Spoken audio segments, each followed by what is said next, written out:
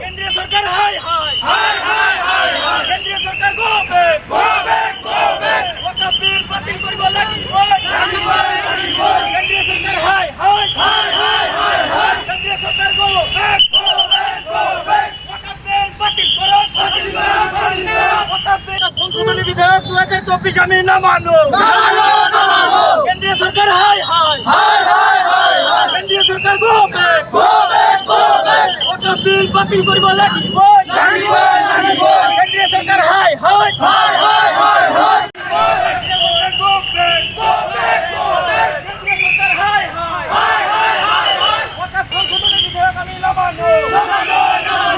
যোৱা কেবিনেটত ভাৰত চৰকাৰে যি এক সিদ্ধান্ত লৈছে ৱাকফ বোৰ্ডৰ আইন যি সংশোধনী আইন তাক গৃহীত কৰিছে তাক আমি অসম সংখ্যালঘু সংগ্ৰাম পৰিষদে আমি তীব্ৰ ভাষাৰে আমি গৰিহণা আৰু নিন্দা জনাইছোঁ আৰু তাৰ প্ৰত্যুত্তৰত আমি সমগ্ৰ অসমৰ লগতে বিশ্বনাথতো আমি আজি ধৰ্ণা কাৰ্যসূচী লৈছিলোঁ আৰু আমি অসম চৰকাৰক ভাৰত চৰকাৰক আমি আহ্বান জনাইছোঁ যে এই বিলখন পুনৰ বিবেচনা কৰি তেওঁলোকে যাতে সিদ্ধান্ত যাতে গ্ৰহণ কৰে তাৰ কাৰণে আমি আহ্বান জনাইছোঁ।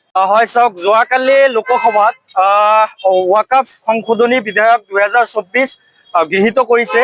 আচলতে আমি ভাৰতবৰ্ষৰ সমগ্ৰ মুছলমান সমাজে এই বিধেয়কখনৰ তীব্ৰ বিৰোধিতা কৰিছোঁ আৰু তাৰ লগতে আজি আমি ৰাজ্যজুৰি অসম সংখ্যালঘু সংগ্ৰাম পৰিষদৰ উদ্যোগত বিভিন্ন জিলা সমিতিয়ে এই ৱাকফ যি বিধেয়ক সংশোধনী বিধেয়ক 2024 আমি প্ৰতিলিপি দাহ কৰি আমি প্ৰতিবাদ জনাইছোঁ আৰু ইয়াৰ বিৰোধিতা জনাইছোঁ।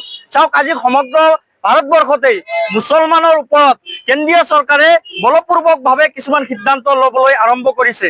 মুছলমান বিবাহ বিচ্ছেদ আইন যিটো আছিলে তেওঁলোকে তাৰ ওপৰত এবাৰ সেই আইন পুৰণা আইন বাতিল কৰি নতুন কৰিলে, পিছত UCC আনিলে, এতিয়া আকৌ এই ৱাকফ যি মুছলমানৰ সম্পত্তি এই মুছলমানৰ সম্পত্তিৰ ওপৰত কেন্দ্ৰীয় চৰকাৰে হস্তক্ষেপ আৰম্ভ কৰিছে।